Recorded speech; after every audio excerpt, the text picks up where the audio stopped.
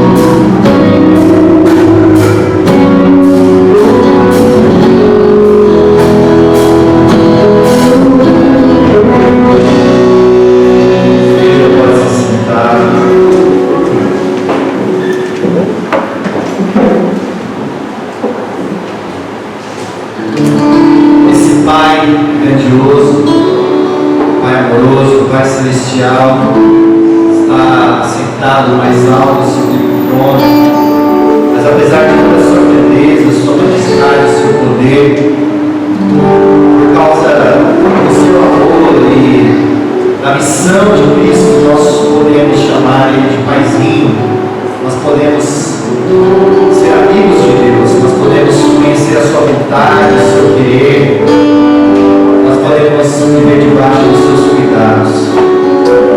E quando a gente recupera a visão de como é grande, como é amoroso, como é bondoso esse Pai Celestial, e que Ele nos ama, a gente pode de fato descansar, a gente pode confiar, a gente pode adorá-lo, bendizê-lo. Nós temos sempre esse tempo de entregar a nossa vida, de entregar os nossos problemas, entregar ao Senhor a nossa ansiedade. Lembre-se que Ele é seu amigo, que Ele te convida a caminhar pela fé, a viver na dependência dEle. Nós queremos orar por você. Se você tem algo a colocar diante de Deus, se você tem um pedido de oração, uma causa, uma situação, coloque a sua vida nas mãos desse Pai amoroso, desse Pai amoroso. Vamos dar o pastor Luiz aqui à frente. Se você quiser colocar-se de pé, nós vamos orar por você, pela igreja.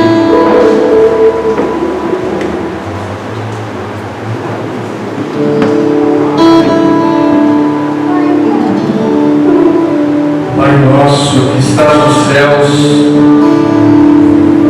santificado seja o teu nome, Senhor. Te louvamos nesta noite, ó Pai, porque tu és santo. Santo, santo, santo é o teu nome, Senhor. Estamos, ó Pai, na tua presença santa, agradecendo a ti, ó Pai, pela nossa vida, agradecendo a ti pela nossa saúde, agradecendo a ti, ó Pai, por tudo de bom que o Senhor tem feito por cada um de nós, ó Pai. E a principal dádiva, Senhor, a salvação eterna que nós temos quando cremos no sacrifício vicário de Jesus Cristo em nosso favor, Pai, derramando o seu precioso sangue, ó Pai, pela minha vida, ó Pai, por cada vida que está aqui nesta noite, ó Pai.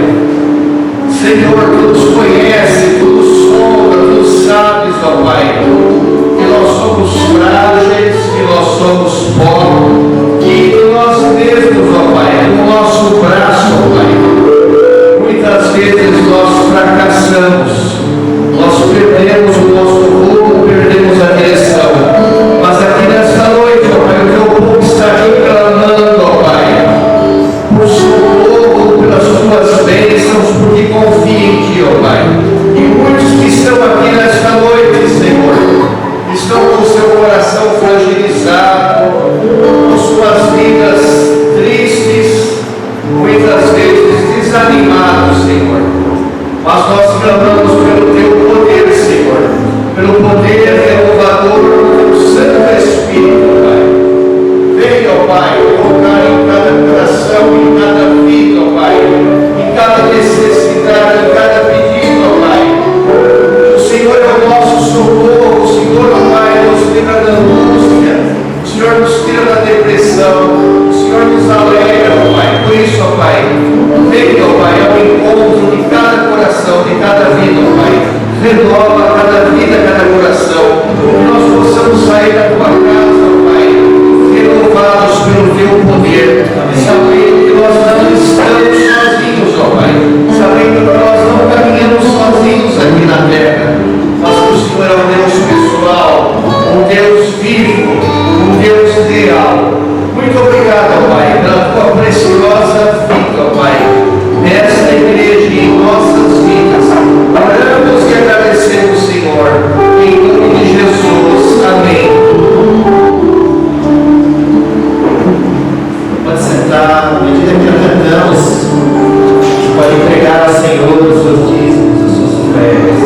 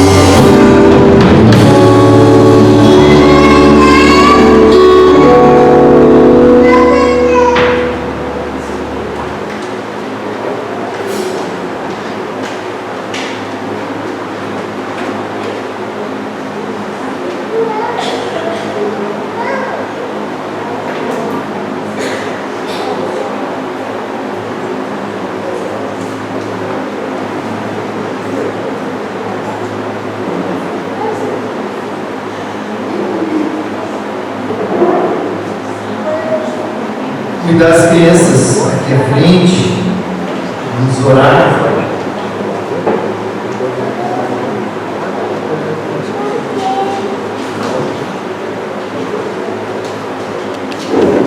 Um tema falando a respeito das nossas emoções. Nossas emoções nas mãos de Deus. Eu tinha preparado aqui o PowerPoint para facilitar, para andarmos mais rápido, mas visto aí o problema com o multimídia, hoje nós vamos aqui no método tradicional. Primeiro texto para introduzir a nossa conversa é o texto da primeira carta do apóstolo Paulo aos Tessalonicenses. Primeira carta aos Tessalonicenses, no capítulo 5.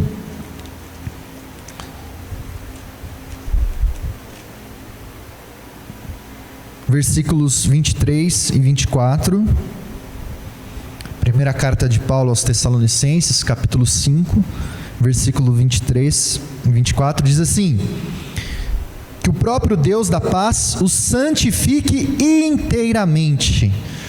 Quero que você grife essa palavrinha aí, inteiramente. Que o próprio Deus da paz os santifique inteiramente, que todo espírito e alma e corpo de vocês sejam preservados irrepreensíveis na vinda do nosso Senhor Jesus Cristo. Nós falamos aqui a respeito de como nós, seres humanos, somos seres multidimensionais, ou seja, nós não podemos ser compreendidos a partir de uma perspectiva somente. Nós não somos somente em matéria, né? Somos matéria, temos o nosso corpo, mas também temos o nosso espírito, ou a nossa alma. E eu expliquei aqui esse texto, né? Porque ele usa aí corpo, alma e espírito, mas nós entendemos que alma e espírito é a mesma coisa, é somente uma ênfase para mostrar a integralidade do ser humano, como o ser humano tem que ser compreendido de uma forma mais profunda, mais complexa. Se negarmos que o homem é matéria, que o homem também é físico, e que Deus o criou assim, nós estaremos diminuindo o homem. Se negarmos que o homem tem uma alma ou tem um espírito, nós também estamos diminuindo o homem. O homem tem que ser compreendido nessa complexidade. Nós comemos pão para alimentar o nosso corpo, mas existe um outro pão que vem de Deus para alimentar a nossa alma. Mas mesmo dentro da questão do aspecto físico, a gente tem a nossa mente. E falamos aqui a respeito de como nós somos seres racionais e também emocionais. E que por termos sido criados assim, nós fomos criados para experimentar as emoções. As emoções fazem parte da vida, nós vamos experimentá-las e elas são boas, e Deus as criou para nos ajudar a passar pela vida de forma saudável. Então nós vamos experimentar muitas emoções. E aí a gente falou de 4 emoções básicas. 4 emoções que são básicas. Agora vamos ver quem vai tirar o 10 hoje. 4 emoções básicas. Falamos sobre uma delas na semana passada, que é o medo. O povo está ficando bom agora, hein? Então na semana passada nós falamos da emoção, que é a emoção do medo. Segunda emoção básica, quem lembra do PowerPoint? Tristeza. Luciana, gostei de ver, Luciana. Tristeza. A tristeza também será sentida por nós em várias circunstâncias da nossa vida. Falamos de uma terceira e vamos falar mais sobre ela nos próximos encontros. A terceira é a raiva, a ira. Vamos experimentá-la também. E concluímos com a alegria. que é o chamado de Deus para que vivamos com alegria, que é a maturidade. Então nós falamos o seguinte: como Deus quer nos santificar inteiramente, guarda aí, Tessalonicenses 5:23. Deus, Ele quer nos santificar inteiramente. Então o trabalho de Deus na nossa vida é um trabalho profundo, queridos. Nós temos os pecados que nós podemos relacionar ao corpo, ao físico. Principalmente nós lembramos dos pecados sexuais, né? Nós temos os pecados da mente, mas temos também os pecados das emoções. Porque as nossas emoções também foram afetadas pelo pecado. E embora haja um aspecto saudável para vivermos as nossas emoções, as nossas emoções também podem nos levar ao pecado. E nós podemos estar se utilizando de forma errada das nossas emoções. Então Deus em Cristo, como Ele está nos redimindo e nos deu o Espírito Santo para trabalhar na nossa vida, para nos santificar por inteiro, todo o homem, todo o seu aspecto. Então é muito trabalho. E às vezes nós ignoramos estas questões e achamos que estamos bem. E falamos aqui que o modo como eu vivencio as minhas emoções revelam se eu estou crescendo, se eu estou maduro. O modo como eu vivencio as minhas emoções revelam se eu estou amadurecendo, se eu estou rumo à maturidade em Cristo Jesus. Porque Ele quer também santificar as nossas emoções. Então, como que você tem lidado com estas questões emocionais? Você tem colocado essas emoções nas mãos de Deus para que elas sejam santificadas? Você tem buscado na palavra de Deus orientação para aprender a dar a vazão às emoções, mas de uma forma correta? Porque a palavra de Deus tem muito a dizer para nós e nos orientar a respeito das nossas emoções. Haja vista o que já falamos na semana passada a respeito do medo. E hoje nós vamos falar a respeito da tristeza. E, mais uma vez, existe espaço para a tristeza na nossa vida.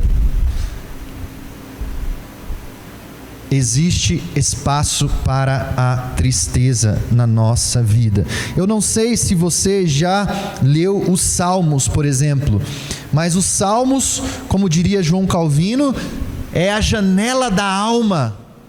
Mostra o coração do homem, os sentimentos do homem, a angústia do homem, todos eles. E há salmos que são famosos por serem salmos de lamento, salmos de reclamação, salmos de tristeza. Então, há espaço saudável para a tristeza na nossa vida. Por exemplo, eu vou ler para você só 2 versículos do Salmo 43, o verso 3 e 4, ele vai dizer assim: olha, minhas lágrimas têm sido o meu alimento de dia e de noite, pois me perguntam o tempo todo, onde está o seu Deus? Quando eu me lembro destas coisas, choro angustiado, pois eu costumava ir com a multidão, conduzindo a procissão à casa de Deus, com cantos de alegria e de ação de graças entre a multidão que festejava. Então ele fala, houve um momento da minha vida que eu estava alegre e festejando, mas hoje eu estou experimentando tristeza e estou chorando aos pés de Jesus. Aplicando o evangelho aqui já para o salmista, né? Estou chorando na presença de Deus. Então, queridos, há circunstâncias da nossa vida que a melhor coisa a ser feita é sofrer, chorar, se entristecer. Esta é uma emoção que é parte da vida. Eu posso experimentá-la, eu devo experimentá-la. Nós vamos experimentá-la, mas por causa do pecado, de novo, por causa do pecado eu posso ser prisioneiro das emoções, e aí que está o problema. Ok? Queridos, então, às vezes nós vemos isso acontecendo. Pessoas que estão tristes, mas sem razão aparente. ou há anos não superam as suas dores, as suas lutas e as suas tristezas. E como nós falamos, como é uma emoção básica, ela vai dando vazão a outras emoções. E se eu não saio da tristeza, e se a tristeza me pega de vez e para a vida toda, aí eu vou me afundando na amargura, na reclamação, na murmuração. É por isso que há momentos de tristeza e é importante que eu passe e sinta essas emoções, mas há também um momento em que eu fecho isso, que eu supero isso, que eu passo por isso, porque essa é a vontade de Deus. Ele não quer que sejamos prisioneiros de modo negativo de nenhuma emoção. Queridos, no Evangelho de João, se você tiver com a sua Bíblia aí, vá para o Evangelho de João, no capítulo 11. João, capítulo 11.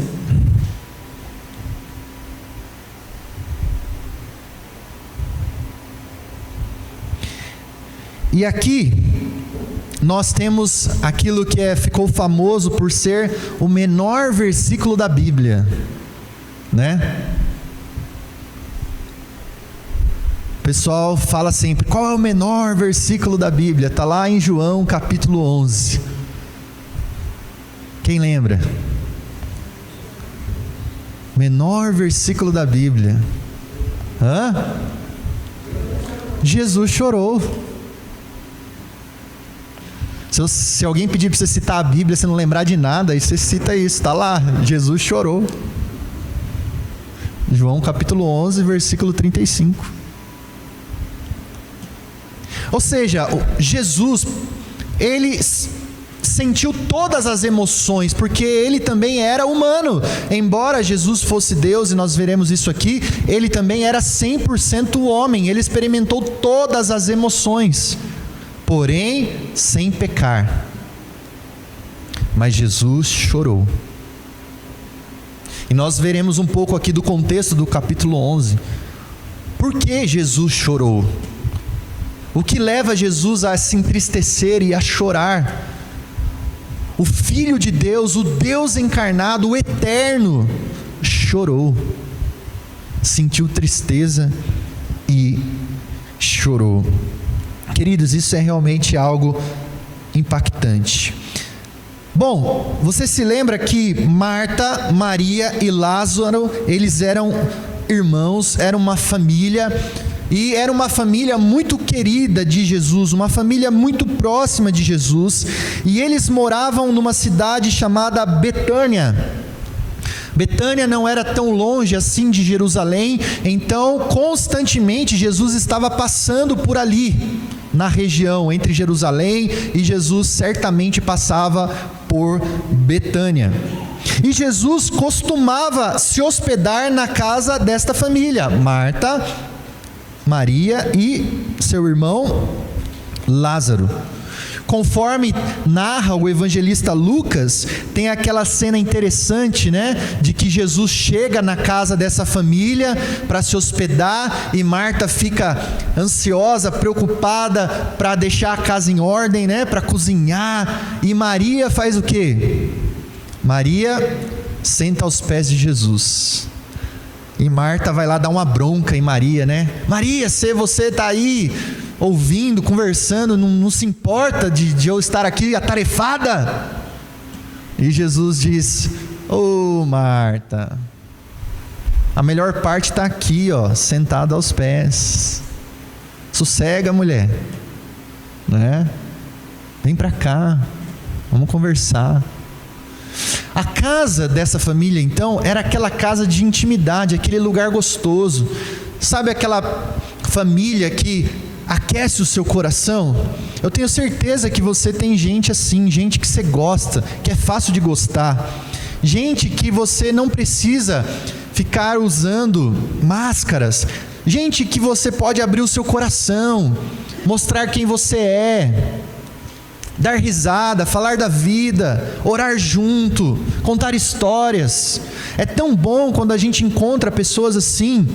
Jesus tinha uma família que ele amava e que ele tinha prazer em se relacionar com ela. Então Jesus, passando sempre por Betânia, ele se hospedava na casa dessa família, ficava por ali e tinha esse relacionamento com essa família. Um relacionamento bom, um relacionamento íntimo, um relacionamento gostoso.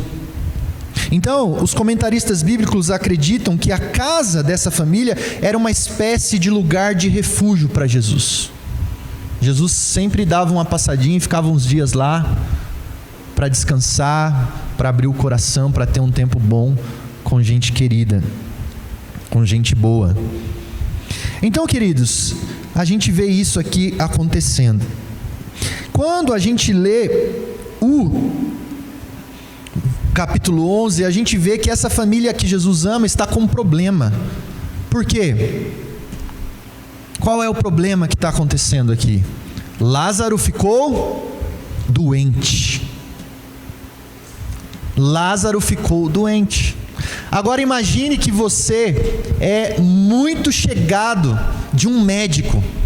Você tem um amigo que é médico, do seu coração, assim, gente boa, gente que vai na sua casa. Ou seja, se você ficar doente, você vai lembrar de quem? Seu amigo. Rapaz, vou dar uma ligadinha para o meu amigo, ele pode me ajudar. E se você ler o texto, você vai ver que foi isso que aconteceu. Lázaro ficou doente, então na hora eles falaram: puxa vida, Jesus cura tantas pessoas. Quando a gente está aqui em casa, a gente conversa, a gente já testemunhou os milagres de Jesus. Jesus é nosso chegado. Alguém, por favor, vá atrás de Jesus e avise que Lázaro está doente. Olha aí o versículo 3 do capítulo 11. Versículo 3. Então as irmãs de Lázaro mandaram dizer a Jesus: Senhor, aquele a quem amas está doente. Percebe o relacionamento? Avisa Jesus que Lázaro, aquele a quem você ama. É um pedido de amigos que se amam. Não é qualquer pessoa, não é alguém assim distante, não é alguém desconhecido, é alguém chegado. Então tudo isso mostra o relacionamento amoroso e íntimo de Jesus com essa família. Mas, queridos, pasmem, Jesus não atende o pedido ali como eles querem. Jesus, se você ler o texto, você vai ver que Jesus se demora onde ele está. Como que você se sentiria se aquele amigão chegado seu, na hora que você mais precisa, não viesse na hora que você acha que ele tem que vir? Você não estava aqui na hora que eu mais precisava. Mas enfim, o que acontece, queridos? O fato é que Jesus se demora e a doença evoluiu. Tem que tomar cuidado com esse termo médico, né? Você vai no hospital e fala: como é que tá? Não, evoluiu. Evoluiu para a morte. É assim que fala. Evoluiu, você acha que é coisa boa, né? Evoluiu para a morte, morreu. Agravou a doença e Lázaro morreu. Então, queridos, o coração de Marta e o coração de Maria estão apertados, porque o seu irmão morreu. Tem todo um problema social aqui, né? Elas eram mulheres, dependiam do irmão, que era o arrimo de família, provavelmente não tinha o pai vivo, ele era o homem da casa, agora vai ficar as duas, não está claro se elas eram casadas, provavelmente não. Então tem todo um drama acontecendo aqui. E Lázaro morreu, coração partido por perder o irmão, e o coração partido porque Jesus devia estar aqui. Queridos, o fato é que Jesus se demora, mas ele vai até o lugar. Ele chega em Betânia, ele vai para Betânia. E aí a gente vê agora algumas coisas acontecendo. Antes do versículo 35 que a gente leu, a gente viu que Jesus, ele chorou. Não é que Jesus não se importava. Pelo contrário, Jesus chorou. Agora olha um pouquinho antes, aí o versículo 33 do capítulo 11. Versículo 33. Ao ver chorando Maria e os judeus que a acompanhavam, Jesus, o quê? Agitou-se no espírito e perturbou-se. Jesus está sentindo uma profunda emoção aqui, sim ou não? Jesus está sentindo uma profunda emoção. Então, as emoções nos ajudam a passar pela vida. Em muitas ocasiões, a melhor coisa a se fazer é ficar triste, é chorar. A Bíblia vai dizer isso, né? Chorar com os que choram. Então, é claro que tem a palavra de ânimo, mas você tem que ter sensibilidade, que ele já viu aquele crente super positivo, né? O cara tá lá no velório, acabou de perder a mãe, um acidente, ou pai, sei lá, a família. Não fica assim, que isso? Ô, meu irmão, calma. Chorar com os que choram. Depois lá na frente, depois de um processo, aí sim, mas calma. Tem que ter sensibilidade. A tristeza também é parte natural da vida, queridos. Então, assim, tem momentos que você passa que é natural que você chore e sofra. Você tem que passar por isso mesmo.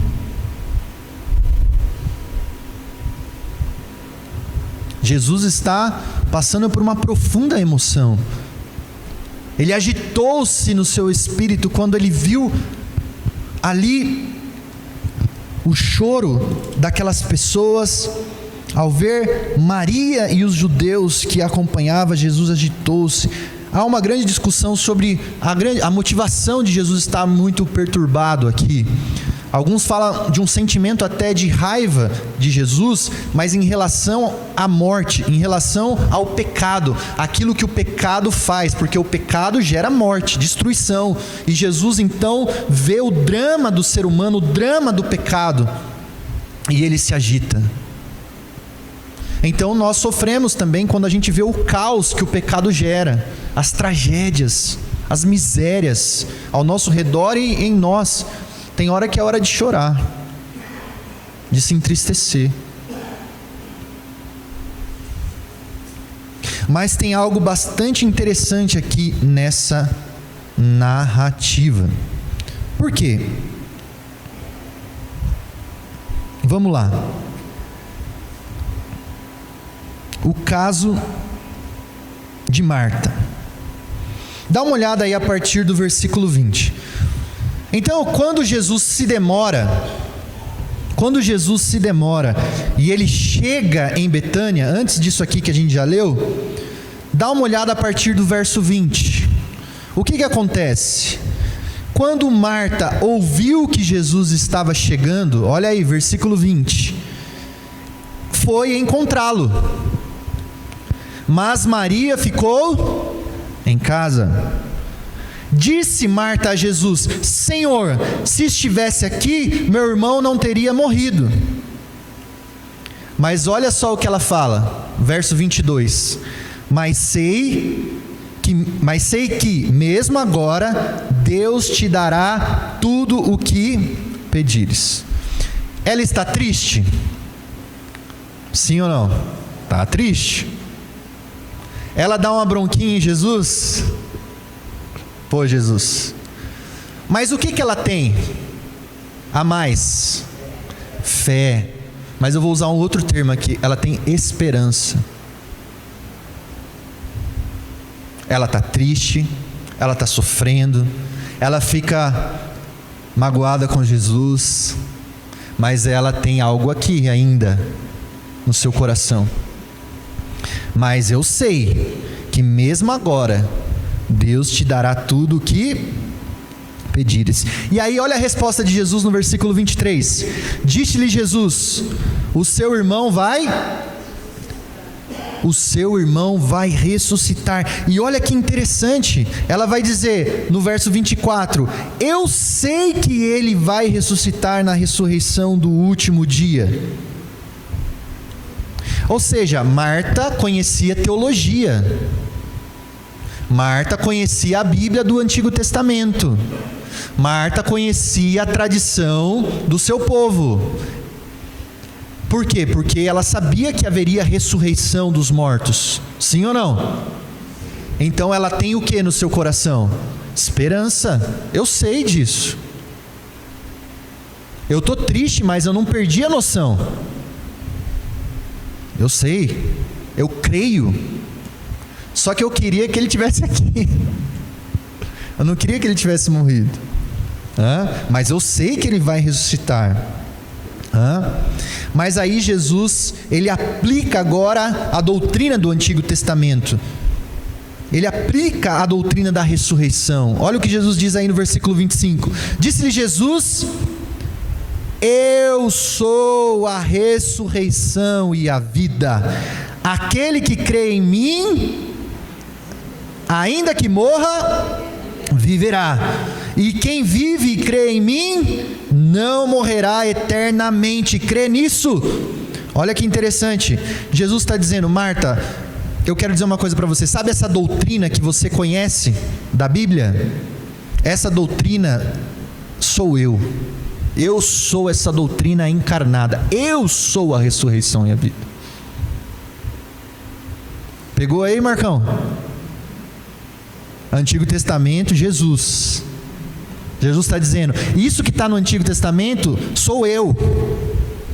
É uma pessoa, Jesus de Nazaré.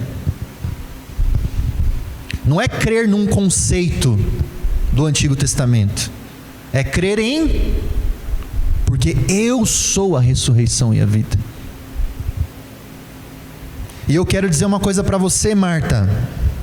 Quero dizer uma coisa para você: quem crê em mim, ainda que morra, viverá. Ele está dizendo assim: não existe morte verdadeira para quem crê, para quem creu em mim.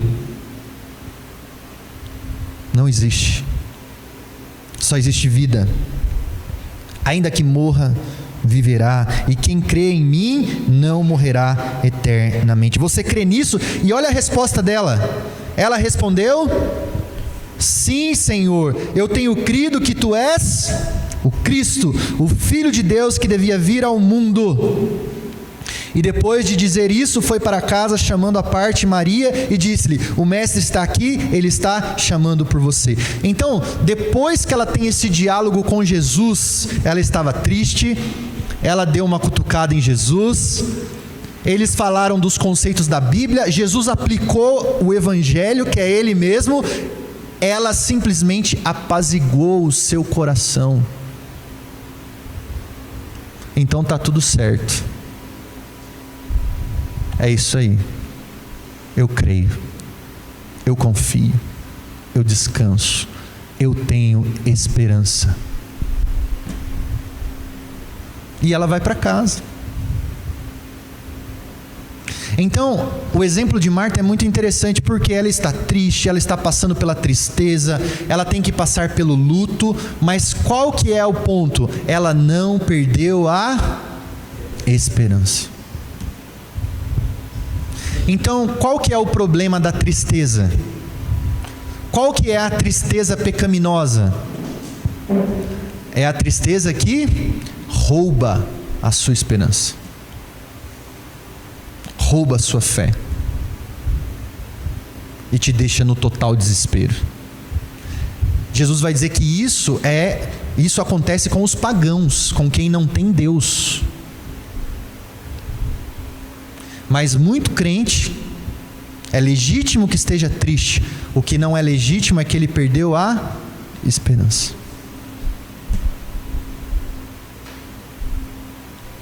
Perdeu a fé. Foi engolido pela tristeza. Então, queridos, essa é a questão. Por quê? Porque agora nós temos o exemplo de Maria. Marta resolveu a questão, foi para casa, mas quando ela chega em casa, ela diz assim: Maria, agora é com você. Vai lá que Jesus agora quer, trocar uma ideia, conversar. Então Maria vai. Agora dá uma olhada a partir do 32. O caso de Marta, agora o caso de Maria. Verso 32. Chegando ao lugar onde Jesus estava e vendo-o, Maria prostrou-se aos pés de Jesus, Ela foi até Jesus num sinal de submissão e disse: Senhor, se estivesse aqui, meu irmão não teria morrido. Então é agora que vem o texto que a gente leu. Porque diferentemente de Marta, ela não tem aquela coisinha a mais. Eu sei que você pode. E aí então, diz o que a gente já leu: ao ver Maria chorando e os judeus que acompanhavam, Jesus agitou-se no espírito e perturbou-se e perguntou: onde o colocaram? Perguntou ele: vem e vê. Aí ele fala: vem e vê. Responderam eles: Jesus chorou. Então olha que interessante aqui. Com Maria é diferente, porque ela parece que está muito, mas muito abalada. Ela se esqueceu da doutrina do Antigo Testamento. Aí Jesus vê aquela situação de desespero, de desesperança. Jesus fica angustiado e diz: então agora vocês verão a glória de Deus. E aí você sabe o final da história. O que acontece? Jesus ressuscita Lázaro, mostra a sua glória, o seu poder, inclusive sobre a morte, e mostra a glória de Deus para aquelas pessoas. Faz mais um sinal para trazer a esperança no coração daquelas pessoas novamente. Então, queridos, nós podemos nos entristecer, a tristeza é legítima, mas o problema é quando a gente perde a esperança, quando a gente perde a nossa fé, quando a gente não se lembra daquilo que foi ensinado. Queridos, quando a gente passa por um luto, isso já foi, do ponto de vista clínico, bastante estudado. A psiquiatra Elizabeth Kubler-Ross, eu não sei se é assim que pronuncia, ela trabalhou por muitos anos com doentes terminais, e ela fez um estudo sobre as fases do luto que tem sido usado por todos os outros médicos e pessoas que trabalham com psicologia, enfim, aplicando estas fases para muitas coisas. Então ela, ao longo do seu acompanhamento, ao longo de ver as pessoas morrendo, encarando a morte de frente, ela foi vendo algumas fases que as pessoas passam, as 5 fases do luto. Mas essas 5 fases do luto não é só o luto de quando a gente perde alguém, quando alguém morre. Essas mesmas 5 fases também fazem parte de um luto, por exemplo, quando o seu casamento acaba. E agora você tem que lidar com a ausência daquele casamento. Quando o noivo termina com a noiva, ou a noiva termina com o noivo prestes ao casamento. E aí, desmorona todos os seus sonhos. Quando você, depois de 20 anos servindo uma empresa e ralando e acreditando naquela empresa, o chefe te chama e fala assim: então, olha, obrigado, mas está aqui a sua carta de demissão. E aí você vai ter que encarar o luto de uma vida que não vai existir mais. Quando você começa a ver o seu cabelo caindo assim, Começa a ver que você não tem mais aquele vigor, aquele punch. Aí você corre pra academia pra dar um trato, né? Pra ficar bonitão de novo. Mas assim, a idade tá vindo, amigão. Você vai ter que dar tchau pra essa vidinha. Você não vai ser assim, jovem pra sempre.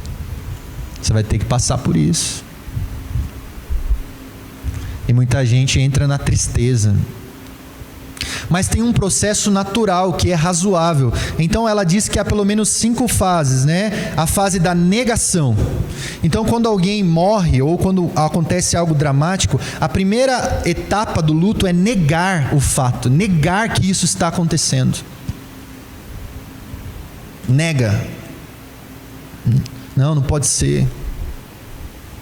Se isola e nega e finge que nada está acontecendo. É natural, é um processo. Mas também tem a fase da raiva, o descontrole emocional, o ressentimento. Por que isso aconteceu comigo? Tanta gente ruim nesse mundo. E vai acontecer comigo. Sou honesto, trabalhador. Raiva. Depois tem a barganha. Barganha é aquela coisa, né? A Elizabeth dizia que alguns que estavam para morrer começavam a tentar barganhar com Deus, por exemplo. Ô Senhor, mas se o Senhor me der mais um pouquinho de vida, eu juro que eu vou ser diferente. Passou a vida maltratando todo mundo, mas agora ele vai ser diferente. Tentando fazer barganha.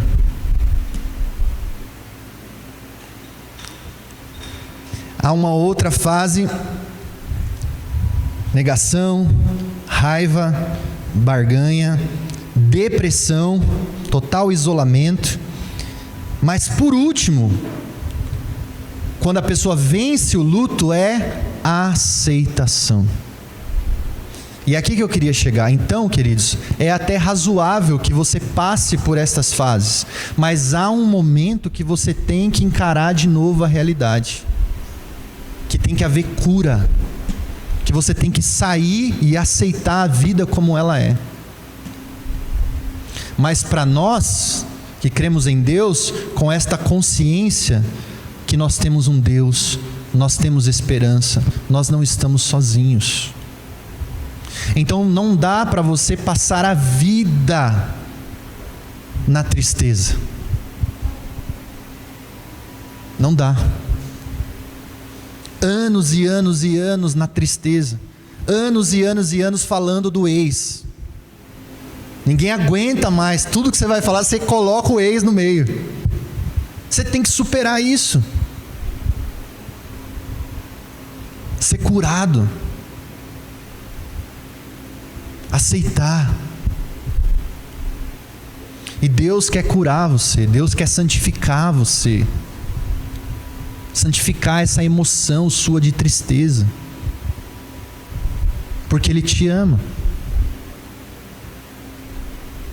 Então, quando Jesus mostra aquele sinal da ressurreição, Ele está dando esperança e dizendo assim: olha, a morte é um drama. Ninguém pode resolver o problema da morte. Ninguém. Ninguém, queridos. Nem o cara que tem mais dinheiro no mundo pode resolver o problema da morte. Aí Jesus está dizendo assim: eu posso. Eu sou. Se tem um cara, esse cara é quem? É Jesus. É nele que você crê. É nele que você confia. Então, chore aos pés de Jesus, sim. Fale para Jesus o que está passando, o que está sentindo, e Ele vai ajudar você, Ele vai curar, Ele vai te ajudar a você superar estas fases. Ele vai te dar graça. Sabe por quê, queridos? Porque a esperança cristã, queridos, ela não é um desejo. Sabe, a gente tem desejos assim do tipo: eu desejo que algo de bom aconteça comigo esse ano. Você não deseja assim? Eu desejo que algo de bom aconteça comigo. Esperança cristã não é um desejo. Esperança cristã é a firme convicção de verdades espirituais, porque foi nos dada por meio da revelação, por meio do Evangelho. Ninguém altera isso, e por mais que eu esteja vivendo um momento obscuro, eu tenho a plena convicção naquilo que me foi dito pela palavra e pelo Evangelho. O Paulo aos Romanos, ele vai dizer isso em Romanos 8, 24 a 25, ele diz: pois nessa esperança nós fomos salvos, mas esperança que se vê não é esperança. Quem que espera por aquilo que está vendo? Mas se esperamos o que ainda não vemos, aguardamos pacientemente. Ele está dizendo, é uma firme convicção. Você pode realmente estar triste, mas a palavra de Deus diz que nós não estamos sozinhos, que Deus não te abandonou, que Ele perdoa os seus pecados, que Ele é fiel para cuidar de você. Então você vai passar pela tristeza, sofrer, mas você vai sair da tristeza.